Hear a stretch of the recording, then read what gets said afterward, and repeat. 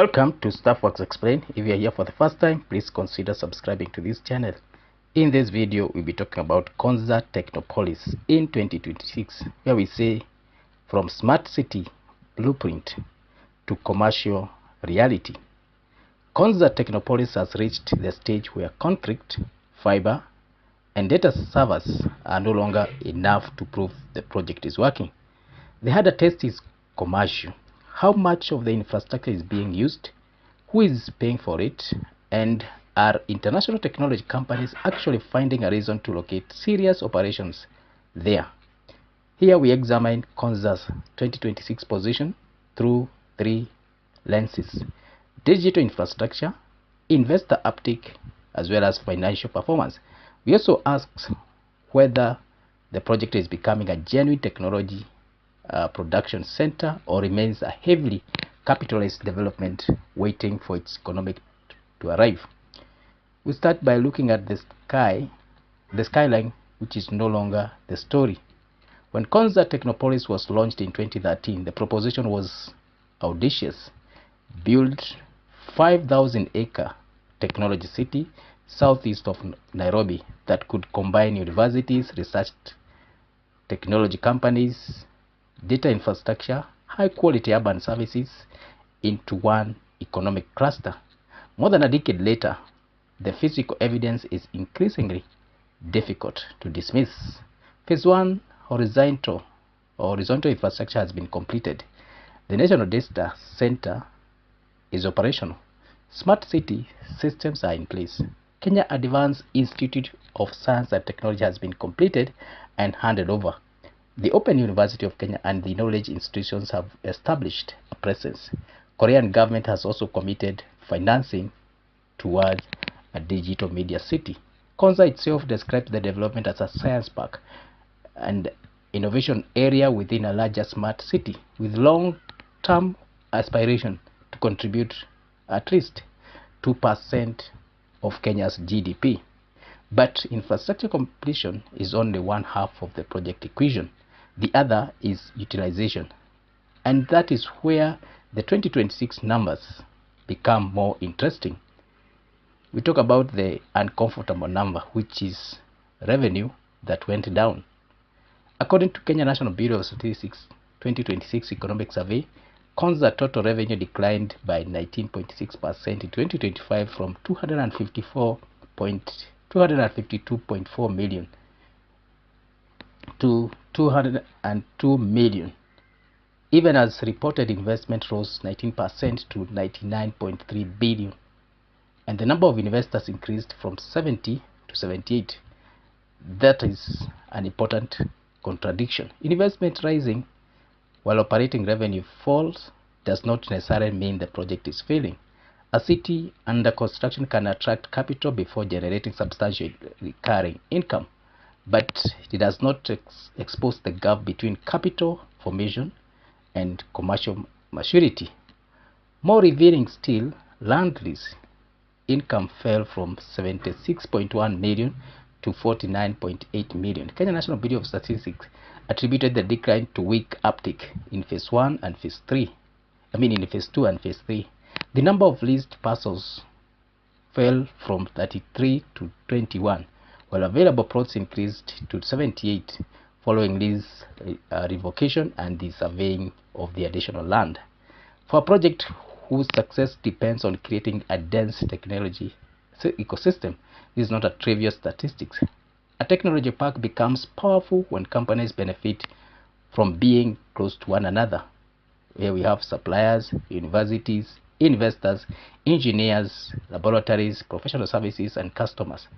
Empty plots do not create the network effect that we have described. Konza's next challenge is therefore not primarily construction, it is occupancy with economic purpose. The data center is the strongest evidence that demand is emerging.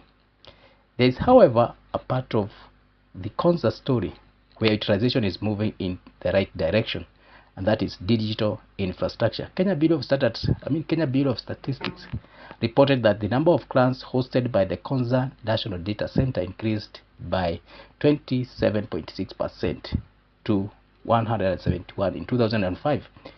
Storage capacity utilization doubled to 50% following the expansion of the facility. Available virtual CPU capacity declined from 62% to 56%, while available server memory fell from 28% to 24%, reflecting greater use. Those figures matter more than a ribbon cutting ceremony. A data center earns its relevance from the workload running inside it. In practical terms, Konza National Data Center is becoming useful because organizations are storing information, running software, and processing workloads there. Its services include cloud computing, infrastructure hosting, software platforms, and colocation, essentially allowing organizations to rent computing capacity rather than build and operate all of it themselves. The facility also has Uptime Institute Tier 3 certification for the constructed facility, alongside LEED certification and compliance with the ANSI TIA 942 data center standard. According to Konza published information, Tier 3 is important because it indicates infrastructure design so that maintenance can be undertaken without shutting down critical systems. It is a reliability standard, not a guarantee that customers will appear. That distinction is very critical. World-class data center can be commercially underutilized. Konza is now beginning to show evidence that utilization problem can be addressed, but the available figures do not yet demonstrate that the facility has become a major regional cloud hub on the scale required to anchor global technology giants. Now, the fiber. We say that fiber is necessary, but fiber alone does not attract Microsoft or Google. Konza fiber backbone is another foundational asset. The city infrastructure was designed around fiber optic connectivity, allowing the data center to communicate with smart city systems such as intelligent transport, surveillance, environmental monitoring, as well as cities operational center. A 2025 feasibility study for the planned data center expansion describes the fiber backbone and the national data center as the digital core of the smart city architecture. Konza also advertises multiple diverse fiber connections through common internet service providers and 2N power redundancy, meaning that they are duplicated critical power systems so that a failure or maintenance event does not automatically interrupt service. There is a serious engineering credentials in that case. But the global technology industry evaluates allocation on a much broader checklist. It asks about power availability and price. It asks about network latency, the time it takes data to travel between systems. It asks about international connectivity, cybersecurity, regulatory certainty, tax treatment, data sovereignty rules, skilled labor, disaster recovery, water availability, as well as the depth of the local supplier ecosystem. And increasingly, it also asks one very expensive question. Can I run artificial intelligence workloads here at a competitive cost? That changes the conversation. AI data center require enormous computing power, sophisticated cooling systems, and dependence electricity. A technology park that wants to compete for the next generation of cloud and AI investment cannot rely on fiber and office building alone. It needs power economics.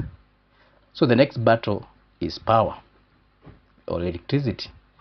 Kenya has a significant advantage here, a relatively strong renewable base, particularly geothermal generation, but a data center does not consume electricity in the abstract. It needs electricity that is reliable, scalable, and commercially predictable. Konza therefore has to compete not merely on whether power exists, but on whether hyperscale operator, that is a company running enormous cloud infrastructure, can obtain enough electricity at a predictable cost over a long period. This is one of the reasons the proposed expansion of the Konza data center through a public-private partnership is important. In January 2026, the government moved the Konza data center cloud and smart city facilities expansion into a feasibility stage after approval by the public-private partnership unit. The project is intended to increase data storage and processing capacity, with the government allocated 3.1 billion in the current financial year for the smart cities and the data center. Konza has subsequently sought transaction advisory services for the expansion. This is potentially the right financing direction. A public project does not necessarily need to keep paying for every future server rack, cooling systems, or expansion fees from the exchequer. If private capital can be attracted against credible demand, the state can shift from being the principal builder to being infrastructure enabler and regulator. But that only works if the commercial case is bankable. Now, the investor question is more complicated than 78 investors. The reported increase to 78 is positive, but the headline needs qualification. An investor count does not tell us how much capital has actually been deployed, how many companies are operational, how many employees they have, how much revenue they generate.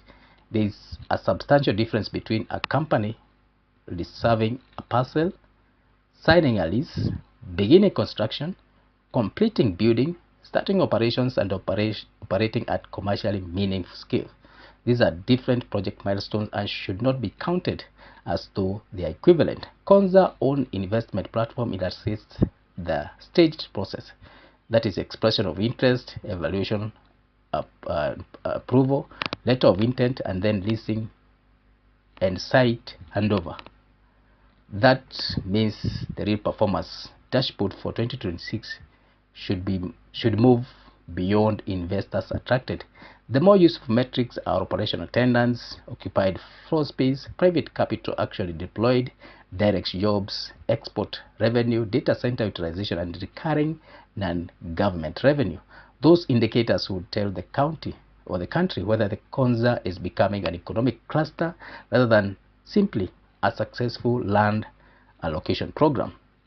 Then there is international interest, but it is not yet a stampede. Konza has attracted international significant partnership.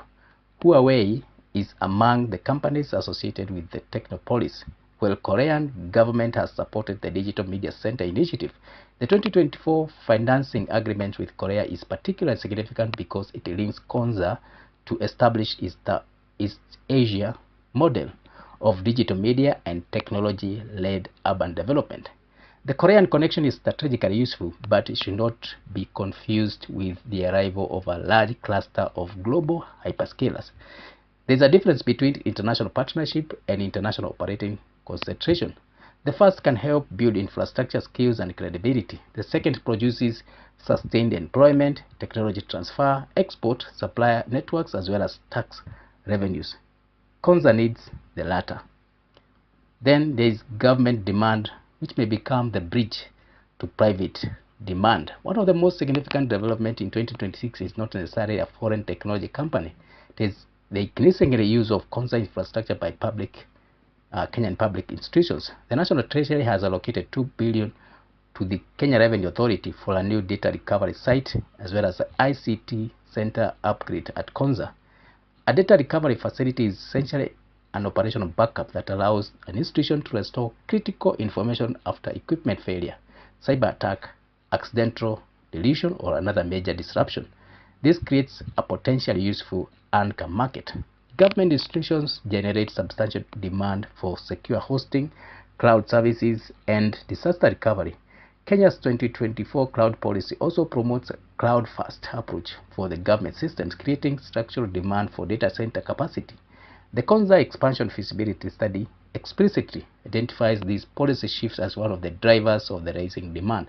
The danger, however, is equally clear. If Konza main customers remain government agencies whose bills depend heavily on public budgets, the project risks becoming a sophisticated public sector ICT estate rather than a globally competitive commercial technology hub. Government demand should be the anchor, not the entire market. Let's look at the fiscal gap that deserves closer scrutiny. This is perhaps the most important management question. Konza is a long-duration infrastructure project. Its returns are not expected to resemble those of a supermarket or an ordinary commercial real estate development. The government can reasonably invest ahead of demand if the infrastructure produces a wider economic benefits, but there must still be a disciplined answer to the question. And the question is, how much more public money is required before private activity becomes large enough to sustain the ecosystem? That question is particularly relevant because the project has already consumed substantial public resources over many years, while its direct commercial revenues remain relatively modest. The 2025 figures sharpen that concern. 99.38 billion Kenya shillings in reported investment alongside 202.9 million in annual revenue. Those numbers should not be compared as though investment was supposed to be recovered immediately through annual income. They represent different things, but together they demonstrate the scale of the capital to revenue gap. The proper test is therefore not whether Konza has paid back the public investment yet. It is whether the new tranche of public spending is increasing private investment, productive occupancy, employment, exports, and recurring revenues. If it is, the project is building an economic flywheel. If it is not, the state risks repeatedly funding infrastructure whose utilization remain behind construction schedule. There is also a new threat that has appeared. Kenya is no longer selling only one technology destination. Konza once enjoyed something close to monopoly in the Kenya smart city narrative. This is no longer the case. Tatu City has demonstrated the ability to attract major industrial and technology related investment within a privately developed special economic zone.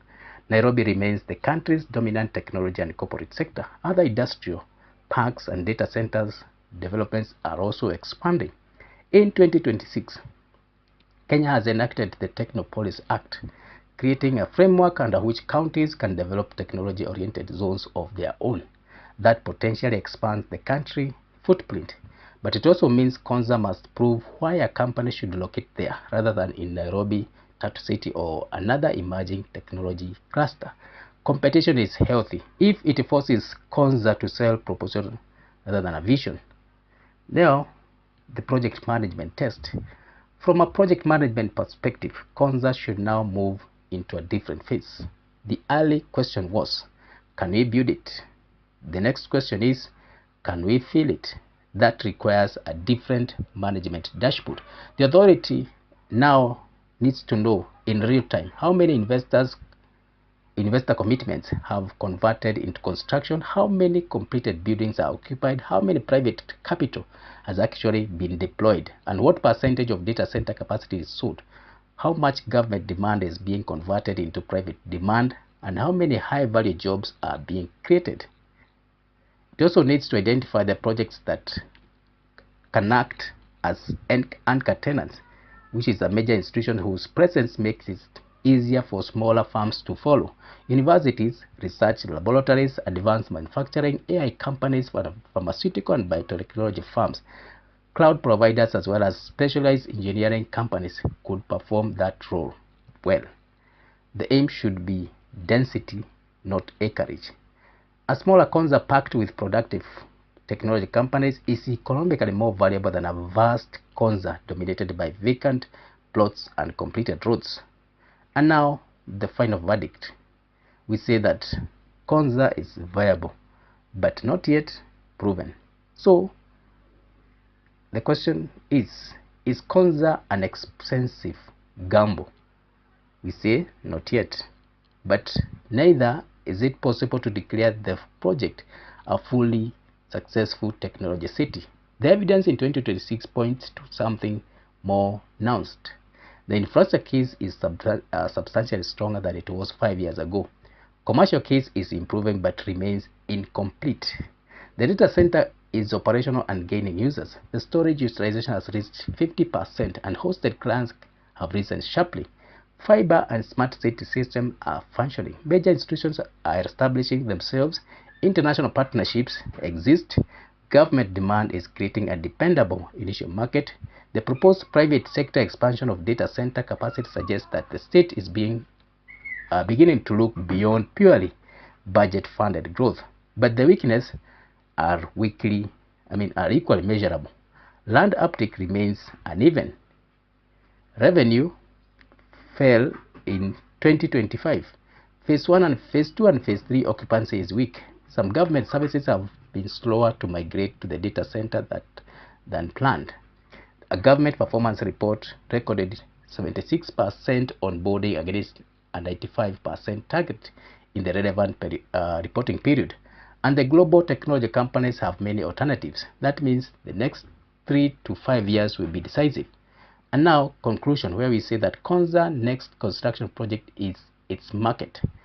Konza Technopolis has largely escaped old criticism that was simply a futuristic drawing on a government presentation. Roads have been built, fiber has been installed, the data center is working, institutions are moving in, digital workloads are increasing, private and international partnerships are taking shape. But the project has reached a more demanding stage. Kenya no longer needs to prove that Konza can be built. It needs to prove that Konza can generate an economy. That economy will not emerge from smart poles, impressive buildings, or reverse account statistics. It will emerge when companies operating there, employ thousands skilled workers, sell services beyond Kenya, commercialize research, consume substantial digital capacity, as well as reinvest their earnings into the local ecosystem. The strongest signal in 2026 is that data infrastructure is beginning to find customers. The warning signal is that physical investment continues to run ahead of recurring commercial revenue. That is not failure. It is a project entering the most difficult phase. The decisive milestones will therefore not be the next building opened at Konza. It will be the moment when the question changes from who will come to how much more capacity do we need. When that happens, Konza will no longer be a smart city project looking for tenants. It will be a technology economy looking for space. So thank you for coming this far. If you are here for the first time, please consider subscribing to this channel. You can also watch other videos that we have made on different topics and also on Konza itself, among other projects in East Africa, Africa at large. So thank you, and let's meet in the next one.